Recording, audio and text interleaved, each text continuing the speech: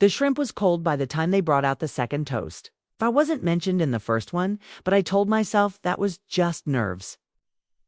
Still, I watched the way their glasses clinked around me like I wasn't there, like my chair was filled by someone invisible. And maybe it was. Maybe they'd already erased me. Only no one had the decency to tell me I'd been written out. It was his fiancé's father who said it, loud enough that the table hushed, like the wind had sucked through the ballroom and taken every sound with it. He was chuckling, hand resting on his big belly like he was posing for a portrait. Well, by the time we're their age, we'll be irrelevant. Let's be honest, no one really wants advice from someone over 70. They're just too old to matter anymore. People laughed.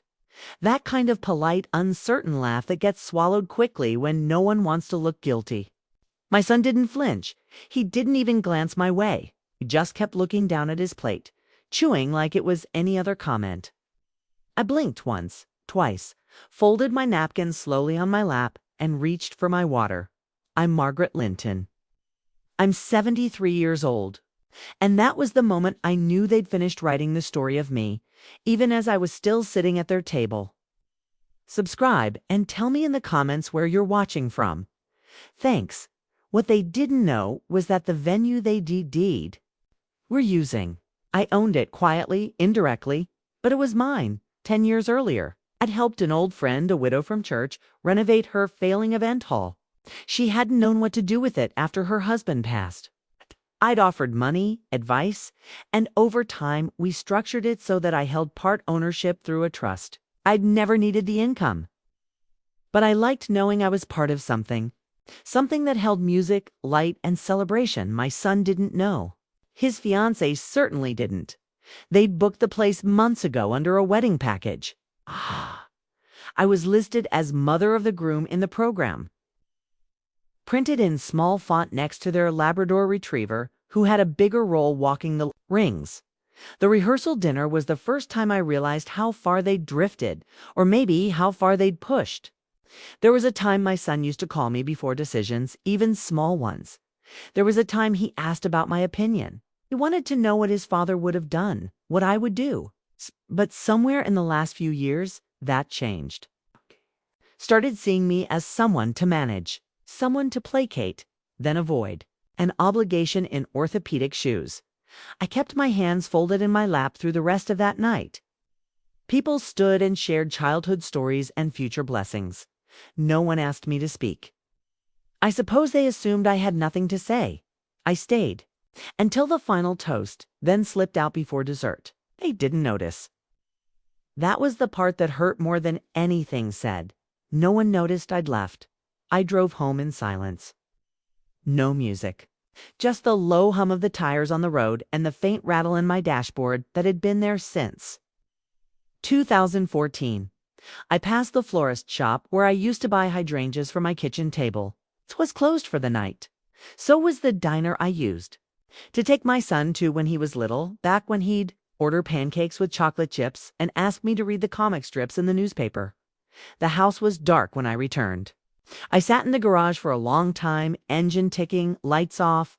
I thought about what it meant to matter, what it meant to be reduced to a seat filler in your own family. They hadn't just forgotten me. They'd actively moved on without me. So I made a quiet call. Not vengeful, not emotional, just precise. I spoke to my friend's daughter, who now handled the contracts. I reminded her about the ownership structure. I asked if the wedding had been fully confirmed and paid in full. It hadn't. And just like that, the booking was canceled. I didn't scream. I didn't send a message. I didn't do it to punish.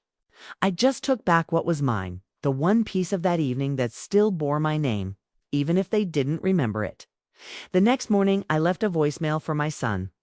I told him something came up with the venue, that I hoped they found a new place. I said I wouldn't be attending the ceremony. I wished them well, and that was it. No argument. No dramatic exits. Just a gentle closing of a door that had been opened too long without welcome. What hurt was not that they forgot, What hurt was realizing they'd practiced forgetting me before they ever spoke it out loud. So I decided to give them what they clearly wanted: absence. The kind that echoes the first time I gave something up for my son. I was 19. I had been accepted into a teacher's college 2 towns over, full scholarship, even had a room assigned.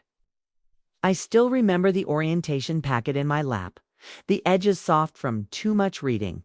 But the second line turned pink before I could even pack a suitcase. He was unplanned. And once I saw that little plus sign, everything else just folded, quietly, neatly, like clothes into a drawer I never opened again. I married his father. That fall, a shotgun wedding without the shotgun. Just me, my mother's borrowed dress, and a courthouse that smelled faintly of waxed floors and disappointment. His father tried, at first, but he didn't really want to be tied down, and I think he blamed us both for that.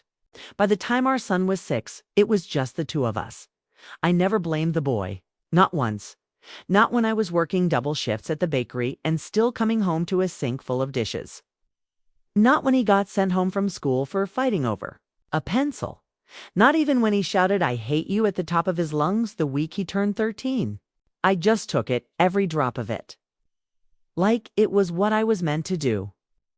Like love meant being the shore he could crash against and still expect to find in the morning. I don't say all this for pity. I say it because when people talk about what mothers sacrifice, they usually mean the big things: jobs, marriages, time. But the truth is, it's the small things that leave the deepest marks. The birthday cakes made at 2 a.m. because there wasn't enough money to buy one. The winter I wore socks with holes so he could have the only pair of boots. Fauna. The concerts I missed, the weddings I turned down, the vacations I never even dreamed about because someone had to stay and make sure the lights stayed on. And I was proud of that. For a long time, I was proud. I raised a kind boy. At least that's how I remember him. He used to bring me dandelions wrapped in tissues and call them bouquets. He used to sit beside me on the couch with his tiny shoulder pressed into mine. Watching reruns of Murder, She Wrote like it was a Marvel movie. He would ask me to hold his hand until he fell asleep, even at 8 years old. But boys don't stay boys forever. Somewhere between high school and his first job, something shifted. He grew taller, surer, quieter. There were less questions, fewer thank yous. It started with him rolling his eyes when I asked if he needed a sandwich. Then he stopped calling unless he needed something, money mostly, help filing taxes, a loan for a car repair. I gave it each time, never asked for it back. Even when he moved in with her, the woman he's marrying now, I still brought them groceries when they were low, still helped clean when she was on bed rest, still offered to babysit her niece when their weekend plans came up. I never asked for anything more than a chair at the table. I remembered every birthday, every promotion, every hard moment he mentioned in passing. I would write cards and leave them in his mailbox when I knew he was struggling, even if he never acknowledged them. That's the thing about giving. You learn not to expect anything in return, or you'll break. Once, when I was in the hospital for a gallbladder issue, I woke up alone. The nurse said no one had called to check in. I told her they must be busy. Told her I had my phone on silent. Told her it was fine. It wasn't, but I was so used to covering for them that it came like muscle memory. People assume a mother's love is this endless, noble thing. But what they don't understand is that even oceans dry up when the sun keeps beating down. There were moments when I almost said something. When I almost pointed to the gap widening between us and asked, why don't I matter like I used to? But then I'd remember his face at 5 years old, crying when he scraped his knee and how he used to call me his best friend. And I'd swallow. The words, they got heavy after a while, but I knew how to carry heavy. I think what I'm trying to say is I gave them everything I had. Not because I was a saint, but because I believed love meant showing up even when it wasn't returned. Even when you were tired. Even when you were forgotten. And I kept showing up. Right up until that dinner. Right up until they said out. Loud, with cake on the way, that I was too old to matter. They didn't say it to me, but they didn't stop it either. And silence is its own kind of betrayal. A deeper kind, I think. Because it tells you they've already accepted your erasure. I think back sometimes to that college acceptance letter. The one I never used. Sat in my nightstand for decades, yellowing at the edges. I used to take it out when things felt hard, just to remind myself I had once been chosen for something more. That someone had seen worth in me. But it's funny how life works. In the end, all the things I gave up for them, they forgot. Or they chose to forget. And the things I held on to, like that venue, that little tucked away piece of independence, became the only thing left that was truly mine. And when the moment came, didn't shout, I didn't cry, I simply took it back. Sometimes love looks like sacrifice. And sometimes love looks like stepping away when no one notices you standing there anymore. It doesn't happen all at once. The forgetting, it begins in such small ways. You almost convince yourself it isn't real. A birthday missed, a thank you skipped, a call returned after days instead of hours. You tell yourself they're just busy. That time stretches differently for them. You watch their lives expand, jobs, houses, new traditions you're not part of, and you learn to make excuses for the spaces you no longer fill. I used to leave my porch light on every evening, even when he'd moved out years ago. I told myself it was for me, for safety, for routine. But deep down, it was because I liked the idea that he might pull into the driveway unexpectedly one night. That he might walk up the steps, knock on the door, and say, "Thought I'd come home for dinner." But years passed, and that light just became a habit, another quiet hope flickering in an empty room. The first time he forgot Mother's Day, I sat with a cup of tea that went cold twice. I refreshed my phone like it had lost its signal, like maybe his message was caught somewhere in the wires. By evening, I told myself he must have sent a card that hadn't arrived. That's the kind of lie you whisper to keep your heart from caving in. Then came Christmas. He and his fiancée spent it in Colorado with her family.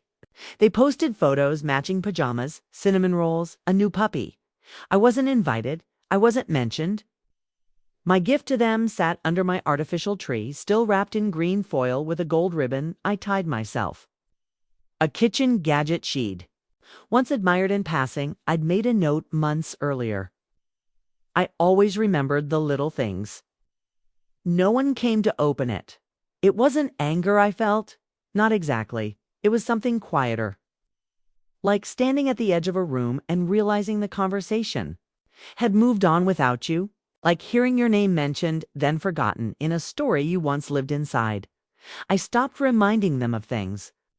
I stopped asking if I could bring a dish or if they needed help moving. I stopped offering before they could decline. There's a particular kind of grief in becoming optional. I remember one afternoon I was waiting outside the post office when a friend from church saw me. She asked how my son was, if he'd gotten that promotion, if the wedding planning was going.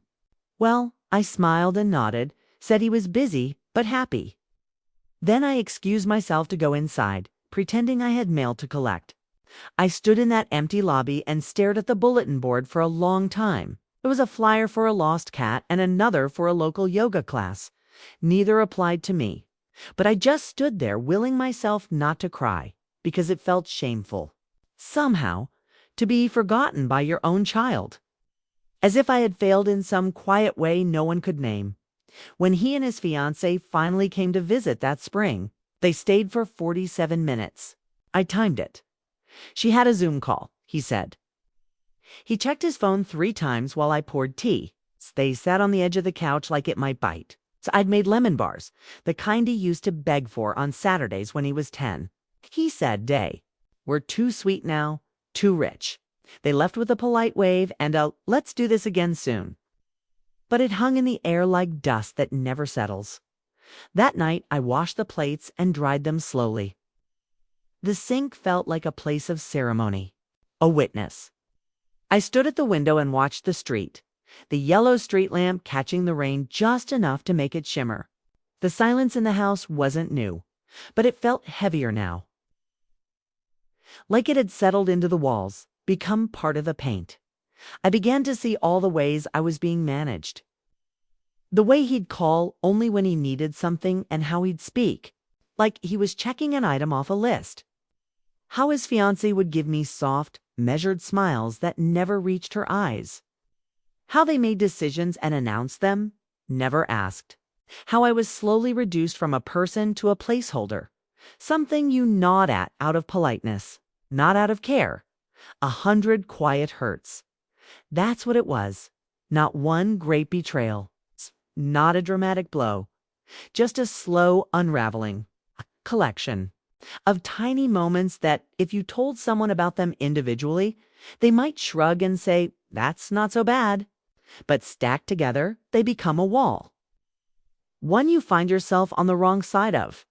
I don't think they meant to build it. I don't think he woke up one morning and decided to shut me out. I think it was easier to drift, easier not to think too deeply about the woman who raised you, clothed you, sat in hospital rooms without sleeping, and loved you so quietly it became part of the air. And maybe I made it too easy. Maybe I should have demanded more. But I was raised in a time when women didn't ask to be seen. We just worked, waited, and hoped that love would be enough to keep us close. But love, it turns out, isn't always a two-way road. There's a weight that builds when you realize you're no longer someone's first call or even their third. When your presence becomes an afterthought. When your voice gets quieter, not because you've lost it, but because no one's listening anymore, and that's the part no one prepares you for. Not the aging, not this slowing down, but the gradual vanishing from the lives you once held together with both hands. I had always pictured growing old as something softened by family grandchildren on the floor. Dinner tables full, voices calling me Nana or Mom. But instead I found myself surrounded by objects. A rocking chair that rarely rocked, a phone that rarely rang, a mailbox that stayed mostly empty, except for bills and circulars. I still left the porch light on for a while, out of habit, out of stubborn hope. But eventually, even that small flame felt foolish. So one night, I turned it off, and I didn't turn it back on. It was a Thursday afternoon when I found the envelope. I had been looking for an old photo album, the one with the floral cloth cover and frayed corners, when I stumbled on a thick manila folder tucked behind the cookbooks in my hall cabinet. I didn't recognize it at first. My name was scrawled in black ink across the top in a handwriting I knew well, my son's. I sat on the edge of my bed with the folder in my lap, the afternoon sun slanting through the blinds. Dust floated in the still air like snow that had nowhere to land. I opened it slowly, almost absent-mindedly, like it was nothing. Page stopped my breath. It was a contract. Dry, stamped, legal language, the kind you need a cup of tea and an extra pair of glasses to read. Except it wasn't just any contract. It was a property transfer form. My name was at the top. Underneath, it in bold his. My son's dot. At first, I couldn't understand what I was looking at. Then my eyes caught the line near the bottom. Transfer of full ownership rights from Margaret Linton to Thomas. Linton executed January 5th, 2023. I read that line 10 times. Before I could move on, the papers were neatly organized. Copies of emails, notations, attachments. He'd had my house, my home, quietly transferred into his name, without my knowledge. Or at least without my understanding. Then I saw it, a signature mine. And I remembered it was after my outpatient procedure earlier that year. I'd been foggy from anesthesia. He'd picked me up and taken me home, made me tea, even sat with me for a bit. I remember thinking how kind he was being. Like the boy I used to know was still in there somewhere. He'd pulled out a stack of papers, said they were just some insurance forms. Something to do with ensuring I'd be taken care of in case anything happened. I hadn't read them, hadn't thought twice. He had smiled and said, "Just sign here, Mom. I'll take care of it." And I did. I signed. It wasn't until I looked closer that I saw the notarization, a name I didn't know. a stamp with a date that matched the afternoon he'd made me soup. I sat in that same house now, staring at the paper that told me it wasn't mine anymore. I wasn't angry, not in the way people expect. I didn't scream or throw anything. I just sat very still. Like a mirror had shattered, and I didn't want to breathe in case I cut myself further on the shards. What startled me more than the betrayal was the coldness of it. The planning, the way he must have thought it through. Decided how to present it, how to get my signature, how to hide it from me afterward. It wasn't a mistake. It was a decision.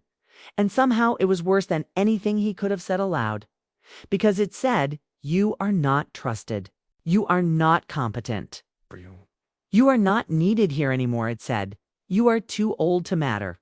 Again, I sat with it for a long time. I made myself a cup of tea I didn't drink. I turned on the radio for noise, then turned it off again. The silence felt more honest. Later that night, I opened the drawer in the hallway where I kept the practical things: tax forms, old utility bills, my passport. I pulled out the name of the lawyer I'd used when I helped Clara restructure the event venue. He'd been kind, dignified. He had looked me in the eye and spoken to me like someone whose time mattered. The next morning, I called him. He didn't sound surprised. Not really. Suppose he'd seen it before. Children quietly collecting their parents' assets like heirlooms come early. He asked me to bring everything in. I did. What followed were weeks of quiet unraveling, legal clarifications, ownership reviews, questions that made my hands shake even as my voice remained steady. My son had put a clause in the transfer that would allow me to reside peacefully in the house as long as it was convenient, as long as no one else needed it. It was a line dressed up in legalese, but I could see through the fabric. It wasn't my house anymore. I lived there now like a guest who had overstayed her welcome. The tipping point wasn't just the signature. It was what came after. 2 weeks after I found the papers, I received a message from his fiancée. She wanted to talk about options. They were thinking of renting out the home, my home, as they started looking for a bigger place for their family. She suggested a senior condo community she'd seen in a brochure. Said it had great social activities and a shuttle to the mall. That was when something inside me shifted. Something I'd kept folded and tucked beneath the rib cage for years, something I didn't even realize was still alive. I didn't answer her. I didn't call my son. Instead, I sat at my kitchen table, the same table where I'd once cut his sandwiches into stars. It's the same table where I'd written checks to keep the lights on. It's the same table where I'd filled out the insurance forms he handed me. And I opened my laptop. I began to make a list. A list of everything I still had. A list of what was mine. The shares in the venue. My pension. Untouched, the savings I'd never spoken of. The tiny rental house I inherited from my aunt in 1987. Still in my name. And then I made a second list of what I was going to take back. It wasn't revenge. It wasn't about teaching anyone a lesson. It was about returning to myself, reclaiming the life I'd given away in pieces, quietly, lovingly, trusting lie, and now, deliberately, he had crossed a line he could never uncross, and I had found mine. I didn't say a word, not to him, not to her, not even to the neighbor who waved from across the hedge every morning while watering her potted geraniums. Silence is a strange thing. At first it feels like giving up, like holding your breath underwater, waiting for the need to scream. But if you stay there long enough, it becomes something else entirely, a kind of shelter. A decision. I withdrew. Slowly, like a tide slipping out without a sound. I stopped replying to their texts. Not that there were many. I stopped liking their photos, stopped sending cards for minor holidays. They didn't seem to notice, or if they did, they decided not to. That suited me fine. I took long walks after dusk, down the streets where I used to push his stroller, past the elementary school where he played kickball and once lost his lunchbox. I'd walk until the street lamps buzzed on, their warm yellow light washing the sidewalks in silence. I liked the hush of it all. No questions, no accusations. Just the rhythm of my own feet and the echo of everything I'd carried for too long. I started saving. It's properly saving. There had been money over the years, bits here and there I never touched. Birthday checks I didn't cash. Pension deposits I let sit. My expenses had always been modest. I cooked for one. I reused tea bags. I didn't need much, but now I looked at that modest pile and thought maybe this is what I kept it for. Maybe I knew, somewhere deep down, that a day like this would come. I spoke to the lawyer again. We reviewed every paper, every clause. He told me what could be undone, what couldn't. He was gentle, but he didn't sugarcoat. Appreciated that. I had no use for sweetness anymore unless it came in shortbread. He said I'd been manipulated, that my signature had been taken under false pretenses. He said I had a case if I wanted it, but I didn't want a court battle. Didn't want headlines or a family war. I wanted my life back quietly, without spectacle. I had no appetite for revenge, only for reclamation. I found a storage unit 3 towns over, clean, secure. I started boxing things at night, photo albums, old letters, cookware I loved, things with memory woven into them. I didn't want to leave them behind, not to be sold. Offer donated in some estate plan I hadn't written. I took down the framed family photos from the hallway. I wrapped them in newspaper. I wasn't angry. I just didn't want to be watched anymore by the ghosts of people who'd already let me go. One afternoon, sat with my wills spread out on the kitchen table. It's the same table that had once held birthday cakes, science projects, and late night bills. I rewrote it in full, removed names, added clauses, appointed the lawyer as executor. I included the name of the cat rescue I'd quietly donated to every December. I added the event venue, my shares, my pension. The rental home in my aunt's name all reassigned. It was strange. Giving away your life while still living it.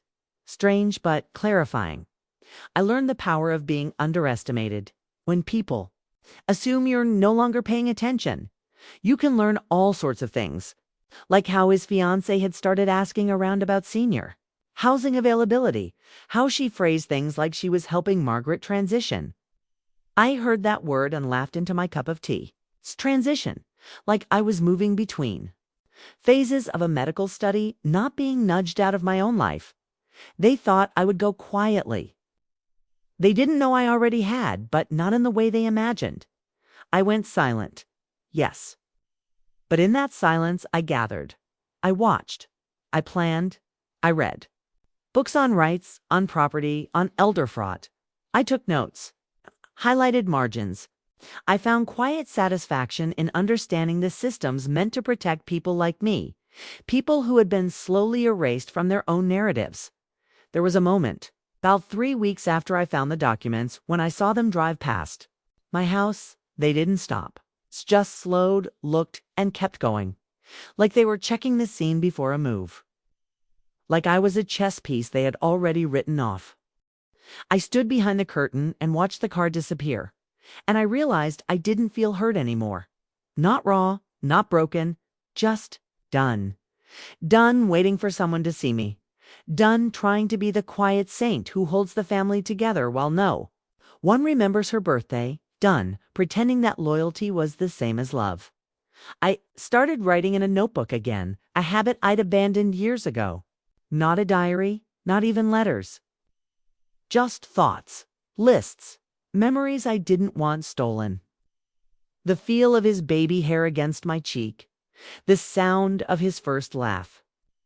The way he used to run toward me like I was his whole world. I wrote them down not because I was clinging, but because I wanted to remember that it had once been real, that I had loved fully. Even if the echo didn't return, I moved through my days like someone rebuilding a house from the inside. Quiet repairs, quiet strength. I cooked for myself just the way I liked it. I rearranged the furniture. I donated the things that no longer belonged in the life I was shaping. One day, I opened a new bank account. Another day, I called a realtor. The third, I told the lawyer I was ready. None of it dramatic. None of it loud. But every step I took, I was walking further into myself. The silence wasn't absence. Anymore, it was protection. It was intention. It was power. And I wore it like armor. I moved differently after that. Not like someone running away. Not even like someone chasing a second chance. Just quieter, steadier. I wasn't looking for a new life. I was reclaiming the parts of the old one that had been buried under sacrifice. The first real change came with the rental house. It had been sitting empty for years.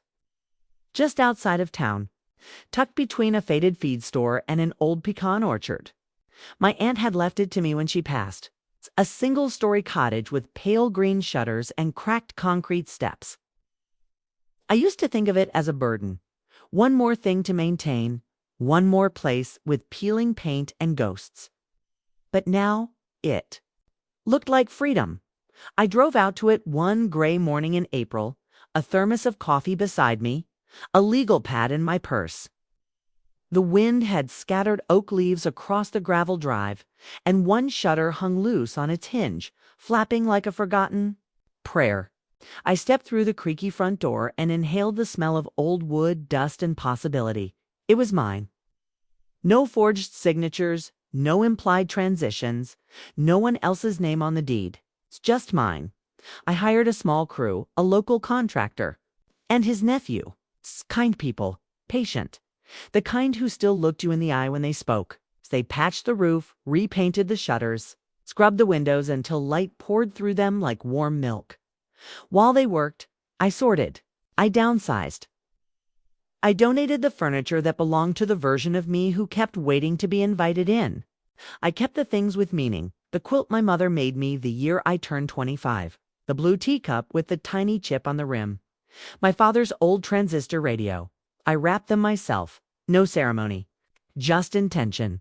I didn't tell my son I was moving. I didn't leave a note. I left the house keys with the lawyer, along with a letter that simply said, "You can make your choices, and I will make mine." Nothing cruel, nothing dramatic, just the truth. The day I moved into the cottage, I planted lavender in the front yard. My knees ached, and I had to stop twice to catch my breath. But I pressed each root into the soil like a promise. I didn't tell anyone I'd arrived. Didn't need to. Inside, the rooms were simple. A kitchen with a deep sink and crooked tiles. A bedroom that smelled like cedar and wind. A living room just big enough for a worn armchair, a bookcase, and the sound of birds through the open window. I slept better that first night than I had in years. No one scheduled to align with. No strained dinners. No ghost steps in the hallway reminding me of the silence that had grown too loud. I had taken back what was mine, not just the space. Not just the legal papers or the property or the bank accounts. I had taken back myself. My time, my choices. My voice. People in the neighborhood started to wave. A woman 2 houses down brought me muffins in a basket lined with a napkin that smelled faintly of cinnamon. A retired school teacher named Gloria offered me a stack of mystery novels and said to knock if I ever wanted to play cards. I nodded, smiled, and said thank you. It was more welcome than I'd received in years. I started walking again, not just at dusk, but early mornings too, when the dew still clung to the grass and the robins were bold. I'd bring a thermos and sit on the bench near the edge of the orchard. Watching the sun rise slow and golden over the crooked fence, I began journaling every morning, just a few lines. What the weather was doing. What I remembered from my dreams. I began writing lists of things I wanted to do, not for anyone else, just for me. Visit the museum in town. Try baking scones. Finish the needlepoint I'd abandoned in 1998. The lists were short, but they were mine. And each time I crossed something off, I felt a little taller inside my skin.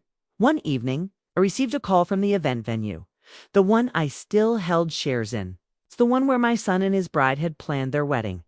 They wanted to offer me a bigger stake, said they were impressed with how I'd managed things through the legal shuffle. They asked if I might consider helping with small decisions, maybe even offering guidance to the younger team. I said I'd think about it. I hung up the phone and smiled. There was a version of me they didn't know. A version who didn't ask for permission. A version who had once wanted to be a teacher, who had organized bake sales, who had balanced the books for every committee she ever joined. That woman wasn't gone. She had just been buried beneath years of being needed in the wrong ways. I started reading again, not just news headlines, but stories, fiction, poetry, words that didn't ask for anything, just offered a place to land. I found a letter in one of my old boxes.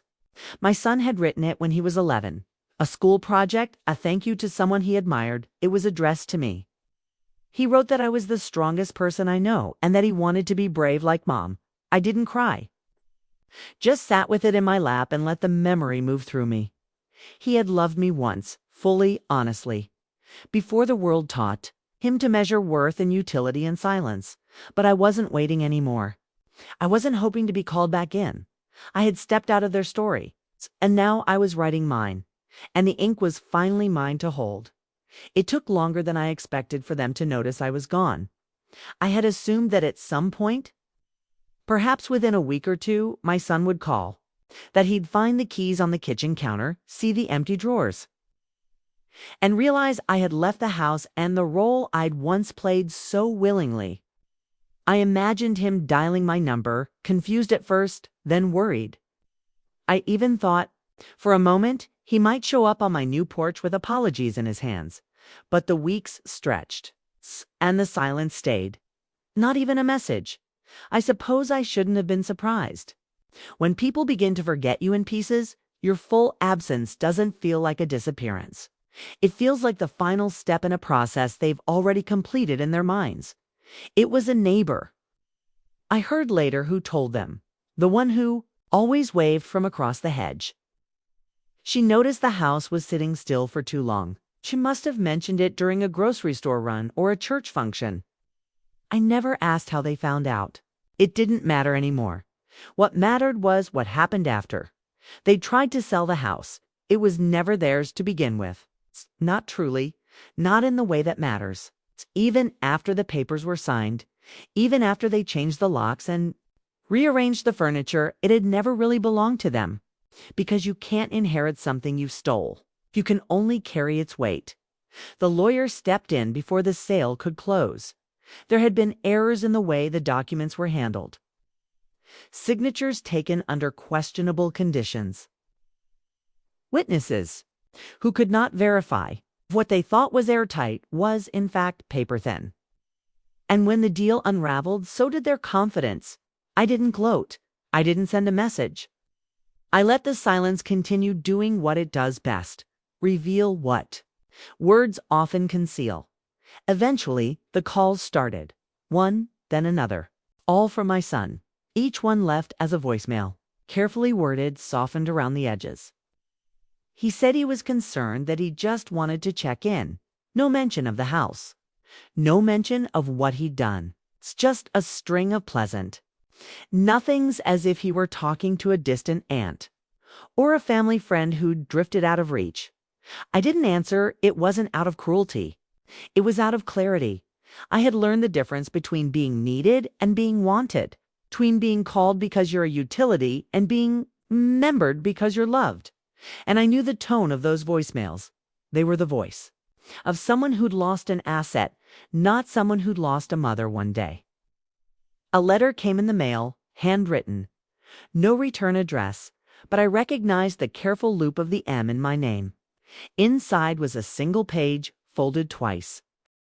He wrote that he was sorry things got so messy, that maybe he should have communicated more. That life had been moving fast and they were under stress with the wedding, with the planning, with the future. It was apology, dressed in explanations. A letter that asked for forgiveness without naming the wound. I folded it back up, placed it in the drawer beside my bed, said nothing. There was no apology in the world that could undo what had been done. Not because I couldn't forgive, but because he hadn't even begun to understand what needed forgiving. What they lost without me was not just convenience, not just the occasional favor or the Sunday lunch or the soft presence of someone who always said yes. They lost the keeper of their history.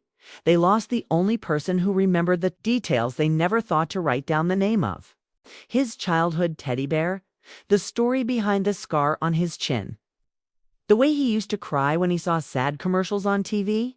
They lost the woman who knew their rhythm before they had language, the one who could tell from the silence on the phone whether something was wrong. They lost the safety net they thought would always catch them. And I lost the illusion, the belief that blood alone binds. That family is sacred even when it wounds. That if you love hard enough, long enough, selflessly enough, the people you give to will turn around and love you back. But I gained something far more valuable: perspective. There's a freedom that comes when you no longer need to be understood by the people who misunderstood you for so long. When your worth is no longer tied to how useful you are. When your silence becomes your boundary instead of your burden. From afar, I watched their lives unfold in fragments. Mutual friends passed along wedding photos. Smiling couple posed under twinkling lights in a venue that wasn't mine. I noticed the absence in their faces, something hollow in their eyes. Perhaps they hadn't even noticed it yet, but I did. They had built a celebration without roots. And you can't build anything lasting on ground you took from someone else. Meanwhile, my life grew rich in the way only quiet things can. I found new rituals: tea on the porch at sunrise, poetry before sleep. I made new friends who didn't know me as Tom's mom or the mother-in-law. They knew me as Margaret, a woman who liked jazz, fresh bread, and crossword puzzles done in pen. A woman who had stories, who had survived things without wearing them as armor. I sometimes wondered if they felt the gap. If, in the moments between their rehearsed smiles and polite dinners, they ever sensed the shape of what was missing. Not the mother who ran errands, but the mother who once lit up the whole room with nothing but her presence. The mother who held generations in her memory. Who would have passed down recipes, lullabies, and the kind of wisdom you can't Google. Maybe they did, or maybe they never would. Either way, the loss was theirs, and I no longer felt the need to soften that. Truth. The letter sat on my kitchen table for 3 days before. I picked up the pen, not the one for my son I'd already tucked that away unread since the first time. This was different. This was mine. A blank page, cream-colored, thick as silence, and folded once down the center like a door I wasn't sure I wanted to open. I didn't know who it was for. Not at first. Maybe for him. Maybe for the girl he used to be when he ran barefoot through the yard chasing fireflies. Maybe for the woman I used to be, the one who kept giving, even as the ground beneath her kept shifting. Maybe it was for no one.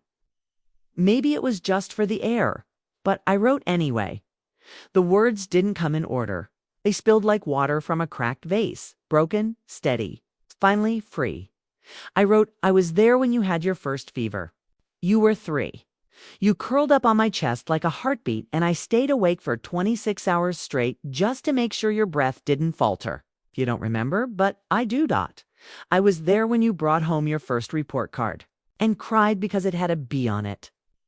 I told you it was just a letter, not a measure of your worth. You believed me then. I was there when your father left. I told you it wasn't your fault. You didn't believe me, but I said it again and again until your heart softened around the truth.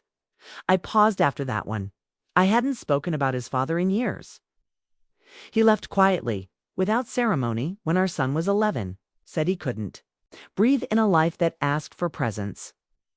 I had learned to live with that emptiness, folded it into my routines, filled it with dinner plates and school drop-offs and evening prayers. I'd never told my son the full story. I never wanted him to inherit that bitterness. I suppose I thought protecting him meant keeping him safe from the truth. But now I saw it differently. Now I saw that silence can sometimes grow into something you never meant to plant. I wrote more. You told me once you were 16 that I didn't understand you anymore. I laughed and said that was part of the job. You were angry when you said it, but it stayed with me. I still wonder if I should have pushed harder, asked more, insisted. Instead, I stood back, thinking I was giving you space. Maybe I gave you too much. When you got engaged, I smiled for you. I brought a cake to the celebration, even though no one asked me to. I wore a dress that didn't feel like me, and I sat at the edge of conversations like a shadow pretending to be solid. I smiled until my cheeks hurt, and then I got to the part I wasn't sure. I had the courage to write. When you tricked me into signing away the house, I felt like I was watching my own funeral in real time. The way you planned it, the way you justified it, the way you never even said the words. I had thought, for all my flaws, you would at least see me as human. I stopped then. I set the pen down and stared out the window. The sun had dipped below the orchard, casting long gold lines across the floor. Somewhere a bird was calling, not in mourning, just in motion. It was strange writing to someone who might never read a word, but it felt necessary, like stitching up something that had been torn too long. I picked up the pen again. You didn't just take the house. You took the shape of me from the center of your life and replaced it with convenience. You thought I wouldn't notice. You thought I'd quietly shrink, but I didn't. I just stepped back far enough to see clearly. And then, the turn. I forgive you. Not because it wasn't wrong, not because it didn't wound me, but because I can't carry it anymore. It's because the anger doesn't make me less lonely. Because even if you never become the boy who brought me dandelions again, I am still the woman who accepted them like roses. I forgave him quietly with every line I wrote. Not to absolve, but to release. Then I wrote the part I needed most, to the woman I used to be. You did enough. You held your breath longer than most would have survived. You kept giving even after the well was dry. And when the day came to walk away, you didn't slam the door, just turned the knob and stepped through. I folded the letter. I didn't put it in an envelope. I didn't burn it either. I placed it in the drawer beside the tea tins, a place sacred in its simplicity. A place I would come back to on mornings when the ache returned in small doses. I didn't need to mail it. I had already sent it out into the world the moment the ink dried. That night I slept with the window open. The air was cool, the way late spring slips into early summer. I didn't dream of him. I didn't dream of the past. I just drifted. Not up, not away, but inward. And when I woke, I made tea. I buttered toast. I stepped outside barefoot and watered the lavender. No, part of me waited for a response. The letter had already done its work, and I was lighter because of it. My life is quiet now. And that's enough. Mornings begin the same way. The soft click of the kettle, a pale light through the east window, the smell of something warm and grounding, usually tea, sometimes toast. I don't rush anymore. There's no one waiting for me to show up, no list to run through before the sun hits the porch. I move at the speed of breath. There's a stillness here that doesn't ask for anything. No explanations, no proof. I no longer live in a house full of questions. It's just rooms that hold peace. Like water in a bowl, calm, contained, and finally mine. I spend time with myself. Now, that may sound like a small thing, but for decades, I didn't. I was always in orbit around my son, his needs, his future, his moods. Around the quiet requirements of motherhood that never stop asking, even when the children are grown and gone. I gave and gave and gave. And somewhere along the way, I became a shape built entirely by other people's shadows. Now I walk most mornings. Not far, just to the orchard fence and back. Some days, I carry a notebook. Other days, I'd pick up fallen pecan branches and stack them neatly beside the shed. I'm not trying to be productive, just letting the earth know I'm still here. The neighbors wave. Gloria from down the street brings over soup in mason jars and leaves wildflowers in an old milk bottle on my step. She never pries. We talk about crossword clues and which clouds look like what. I think we recognize something in each other. That soft edge people get after surviving lives that didn't go quite as planned. I have rituals, small, steady ones. I light a candle before dinner. I write a single sentence in my journal each night, even if all it says is today, I was kind to myself. I listen to classical radio while I water the plants. I reread favorite books with a pencil in hand, underlining lines I've passed by for years without truly hearing. Sometimes I sit in the armchair near the front window and watch the wind move through the lavender. It bends and straightens again over and over. I think about how many storms it can take before it snaps. I haven't snapped either. I've bent more times than I can count, but I'm still here. Rooted, swaying, but whole. I don't hear from my son often. He sends a card at Christmas now, always with a printed signature and a short message. Can tell it's his wife's doing. Her handwriting is neat, symmetrical, practiced. He adds one sentence in his own hand. Hope you're well, Mom. I am, but I don't write back. There's nothing to say that hasn't already been said in the spaces between us. And I don't need to fill the silence with something polite. Silence, I've found, can be sacred too. Sometimes I wonder if he tells people I'm distant, difficult. I imagine him explaining me away at dinners, saying she's stubborn, always has been. Maybe he believes it. Maybe it's easier to carry that story than to face what he did. I don't resent him for that. We all have the versions of others we need to believe in order to live with ourselves. But I have my own version now, and in it, I am no longer the background of someone else's life. I am the central figure in my own. I am the woman who made hard choices without applause, who raised a child alone, who cooked on nights she wanted to lie down and weep, who remembered birthdays others forgot, who signed documents with trust, and then walked away without asking for anything back. I am the woman who reclaimed herself, not all at once, but inch by inch, like light returning to a room that had long been shut. And what a room it is now, quiet. Yes, but rich in soul. There's no drama here. No need for sharpness, just softness. It's the kind that comes after the storm, when the wind calms and the leaves settle into the soil. I feel that in my bones now, not the ache of what was taken, but the ease of what I chose to keep. My name is still Margaret. My laugh is still low and slow. I still prefer tea over coffee, quiet over noise, truth over performance. And now, finally, I prefer myself too. Some evenings, sit on the porch as the sun goes down, and I think about the word enough it used, to feel like something I had to earn. Enough patience, enough giving, enough love. But now I understand it differently. Enough is not a goal, it's a state of grace. It's when the wanting stops, when the noise dims. When you realize you have all that you need. I used to think survival looked like staying. Now I know it can look like leaving . And I left, not with a suitcase or a final fight, but with a single, quiet decision. I will no longer live where I'm not seen. That choice saved me. That choice remade me. And now my life is mine again. Not loud, not filled with guests or milestones or accolades, just steady days. Warm meals, a place to rest, and that's enough. I wasn't angry, I was finally empty, and that was beautiful.